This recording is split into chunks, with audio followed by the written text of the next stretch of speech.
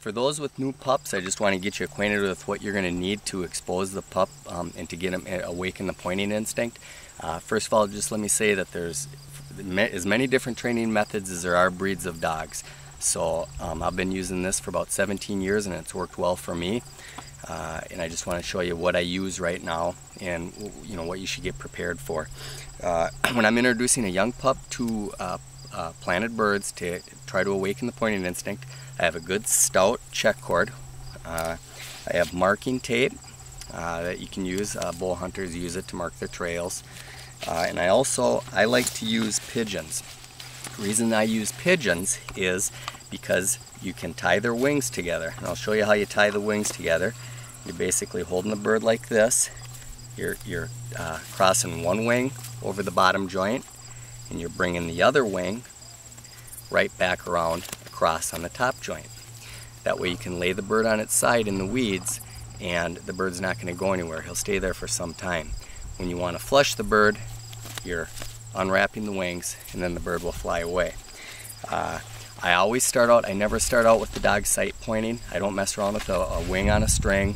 I don't mess around with the bird in sight for the dog. I always, right off the bat, I try to hide the bird and make him scent point the birds. So what I'll do is I'll tie that pigeon up like that. I'll take a piece of my marking tape. I'll mark right above where I'm going to plant that bird, and I'll plant the bird in the grass right there.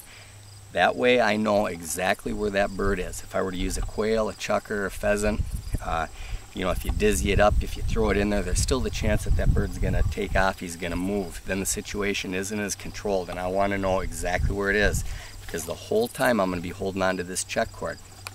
When I plant the bird, if the wind is coming out of the south, I'm going to plant them in a row east to west. And then I'm going to work them on the downwind side of it, towards the west. One thing to remember is you don't want to use pigeons in this manner where you're tying their wings or you're putting them to sleep if the dog is off the check cord or if he's running without you holding the check cord. Then you're just asking for the dog to catch the pigeon.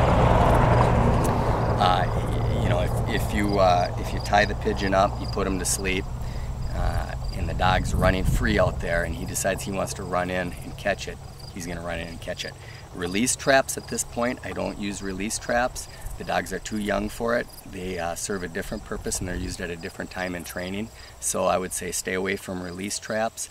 They're too noisy. They catapult the bird up too fast. A lot of times the dogs don't even see them flush. So for right now, that's what you're going to need. You're going to want a nice check cord, pigeon, marking tape. Learn how to tie the pigeon's wings together.